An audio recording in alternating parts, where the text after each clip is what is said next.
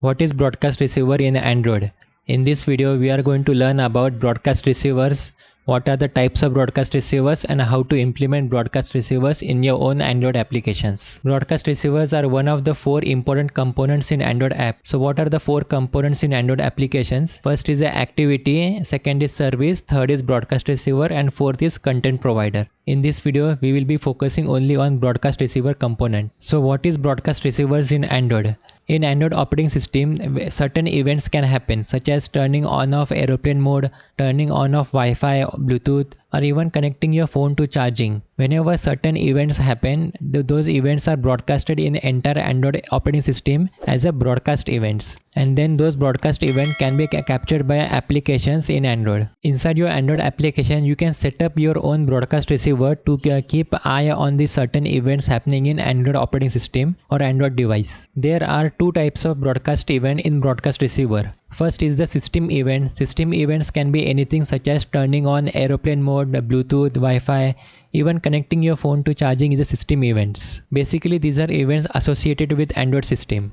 Next is the custom event. Custom events can be any events which are created by applications which are not a system application, which means third-party applications. Your own application can create a custom events which can be broadcasted and sent to other apps inside the Android operating system. Now to implement broadcast receiver in your own application, there are basically 2 ways to implement it. First is a static method and second is the dynamic method. So inside static method, you have to mention your broadcast receiver in Android XML manifest, which is a static, which you cannot change the broadcast receiver. Second is dynamic. Dynamic means you can programmatically create it during runtime, and you can also turn off those broadcast receiver inside your Android applications.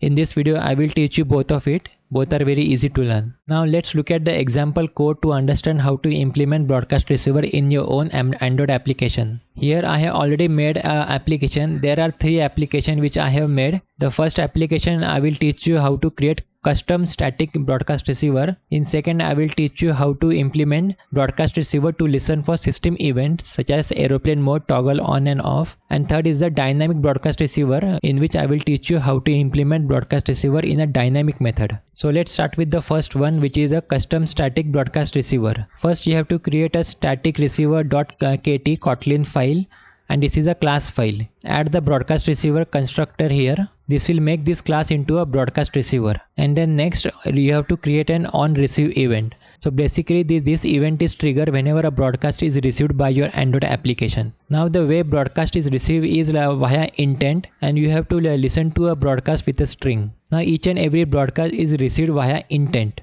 Intent is like a messenger which transfer message from one application to any other applications. You can receive broadcast from your own application, or you can also receive broadcast from third-party applications as well as system applications, etc, etc. And yes, you can also control from whom to receive broadcast event and whom not to receive broadcast event. So inside on receive event, we are using intent to get a key name as extra_msg. We will add the extra_msg at the time of creating an intent and broadcasting that intent as a broadcast event. And then on receive, we will get that event, and from that event we will use intent to get an extra key. And then this key is displayed in log as well as a toast message is displayed as soon as receiving this broadcast. It is very simple and easy. Now next step is to mention this broadcast receiver in AndroidManifest.xml file.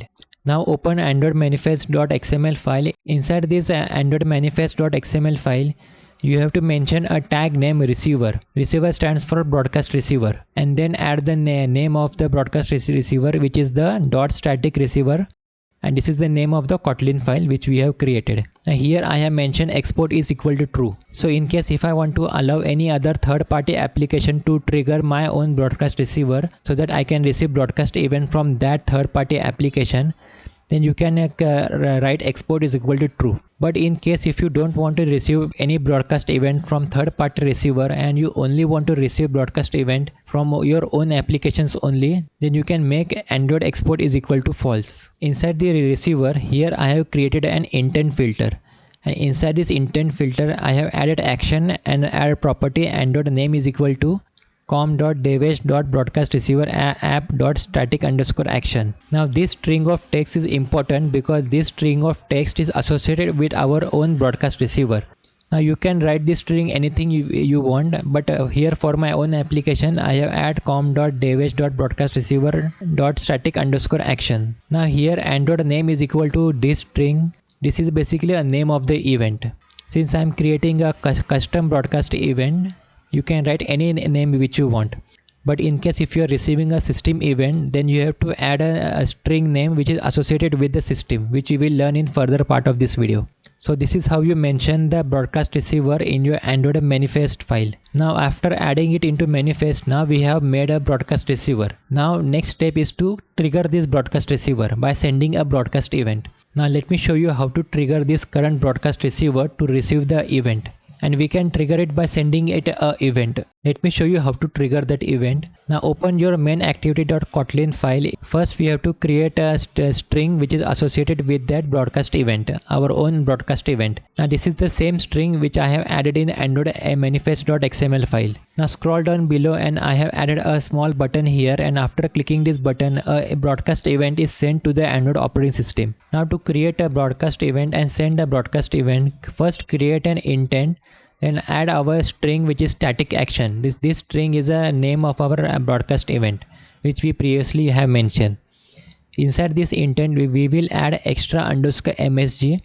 This is the message inside the intent which we are going to add, and the message is hello static event trigger. And then below we will mention our package name by using set package name. After creating a intent, we will use context and dot send broadcast event, and inside this send broadcast event we will add our intent. And this is how we send a broadcast event to the system.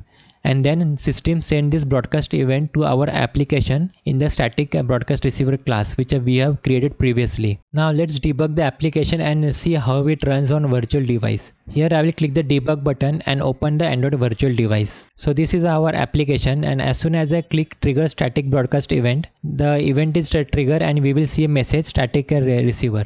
Below we will see a message static receiver hello static event trigger. So basically what is happening is, as soon as I click the button trigger static broadcast, this is sending a broadcast event to the system, and as soon as that broadcast event is sent by the system, our own application captures that broadcast event and show this tiny message which is static received hello static event trigger. So this is the simplest example of how to create custom static broadcast receiver for your own Android application. Now let's move on to the second example.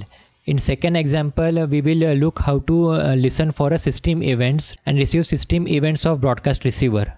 So here I have made a simple broadcast receiver to receive the system event. This is similar to the previous one, only difference is here we will check if the aeroplane mode is turned on or off by the user. And the way we implement is, first we will receive an intent from broadcast receiver.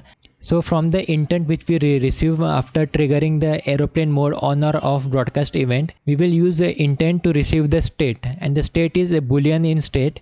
It can be either true or false. If it is true, which means aeroplane mode is turned on, and if it is false, which means the aeroplane mode is turned off. We will create a message and then display it as a toast and also in a logcat of Android. So this is how we created a simple broadcast receiver to receive the broadcast event of aeroplane mode turn on and off. Now the next step is to register this broadcast receiver in an Android manifest file. Open Android manifest file. Inside Android manifest file, create a receiver and add the file name aeroplane mode receiver.kotlin file. This is the name of the file which we have created here, which is aeroplane mode receiver.kt. This is the aeroplane mode receiver kotlin file. And then just like previously, we will add export is equal to true. And here is the most important part. The name of the action is android.intent.action.aeroplane_mode. Now this string is a very specific string associated to the aeroplane mode event. Now this is the name of the broadcast receiver specifically associated with the aeroplane mode in Android. There are many other strings for system receiver. This string is specifically associated with the aeroplane mode event. That's why we will mention this string here. In case if you are looking for any other events such as charging, Bluetooth, then for those events there are other specific string reserved for it in Android operating system. Now you can visit Android official document site to get the name of all the broadcast receiver.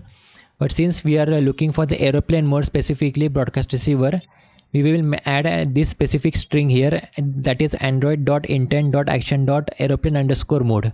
In this way, only and only the broadcast event associated with aeroplane mode will be received by our application. So after mentioning this broadcast receiver in our AndroidManifest.xml file, now next step is to implement this in Android main activity file. Now here is a main activity.kotlin file of our application. I have used Jetpack Compose. Now let me show you how we have receiving the aeroplane mode broadcast event. Now since we are listening to system events, we need a dynamic broadcast receiver to register it at the runtime. So inside main activity.kotlin file, first we have to dynamically create a receiver. Now how to create receiver? We have to use the aeroplane mode receiver.kotlin file which we have previously made, and we will create a receiver from it. And then inside the disposable effect, this is a Jetpack Compose function which will run only once at the start. And inside disposable effect function, so here we will create an intent filter. So what this intent filter will does is it will only and only listen to the broadcast event, that is the aeroplane mode change, and this is the name of that event. So now this constant name action_aeroplane mode change, this is the same name of our broadcast event which we have mentioned in AndroidManifest.xml file, which is android.intent.action.aeroplane_mode. So this is basically a static string variable, but the value is the same. The value is the name of the broadcast receiver event. After creating the intent filter, the next step is to register the receiver and add our broadcast receiver inside this. Now this is the same receiver which we have made, that is aeroplane mode receiver, and then add the intent filter inside the register receiver. So this is how we register a receiver to listen for aeroplane mode events. Now next step is, as soon as user leaves the screen, it is very important to unregister this receiver. Now to do that, go to the onDispose function and create an unregistered receiver and add our receiver inside it. This is how we unregister a broadcast receiver at the time of user leaving the screen or application. Now let's run this application and see how it look like. I will debug the application and open Android virtual device. So now we are monitoring the aeroplane mode events. As you can see, the aeroplane mode is turned off. But as soon as I turn on the aeroplane mode, a message will appear, aeroplane mode is on. So this message is created by our broadcast receiver. And then when I turn off the aeroplane mode, as you can see the message appear, aeroplane mode is off. This means that our broadcast receiver is functioning correctly to receive the broadcast event of aeroplane mode. So this is how we create a broadcast receiver to receive system events in your own Android application. Now let's look at the third example to learn how to create a custom broadcast receiver using dynamic method. Unlike the previous method, here we don't have to mention broadcast receiver in AndroidManifest.xml file. We simply create broadcast receiver using the runtime of your Android application. Now let me show you step by step on how to create a dynamic broadcast receiver. Step number 1 is, first we create a custom name for our broadcast receiver and create a variable custom_action and add the value anything which you want. Since we are creating a dynamic broadcast receiver, we have to create an object of broadcast receiver, and inside this object we have to add the onReceive function. Just like previously, we will use intent to receive the key value that is extra_data from it, and then save it in a variable name received text. This is how we simply create a dynamic broadcast receiver during runtime. Now next step is to send a broadcast event to this broadcast receiver. To send an event, create a function send event, and inside this function, just like previously, create an intent and make sure to add the event name, that is custom_action. Custom_action is the same event name which we have created at the top here, com.devesh.action_send, which is the name of the broadcast event which we are sending. Add the put extra and add the key value extra_data and add the value hello from dynamic receiver, and then send broadcast receiver and add intent into it. So this is how we send a broadcast receiver. This is exactly just like previously we have sent the broadcast event. Next step is go to the on start event of the activity. Inside this on start event, we also have to mention intent filter. Add an intent filter and on start. The purpose of intent filter is to filter out other broadcast event and make sure we are only receiving our own custom defined broadcast event. Next is to register the broadcast receiver and add our custom broadcast receiver along with the intent filter and other extra flags which are important for the Android operating system. So this is how we create and register a custom broadcast receiver and listen for the event of it. Now next is when user close down the app, make sure to unregister the receiver and add our custom broadcast receiver inside this. So this is how we create a custom broadcast receiver to receive custom events from Android application. Now let's debug the application and see how it works. Open Android virtual device. So this is our application, and then we will click the send broadcast event. As soon as we click the button, the custom broadcast event is sent and then received by our application, and we can also display the string inside it. So these are the 3 simple examples which I have showed you on how to implement broadcast receiver to receive system events as well as your own custom events. You can implement the broadcast receiver using either static or the dynamic method, whichever you find useful in your own Android application. So we have reached to the end of the video. Thank you for watching, and make sure you watch the entire playlist which I have made on fundamentals of Android app development. This will teach you the each and every fundamentals which are essential for you to learn and build your own Android applications. And if you enjoy watching this, make sure you share this video with everyone and like, share and subscribe. With that said, have a nice day and bye bye. See you in the next video.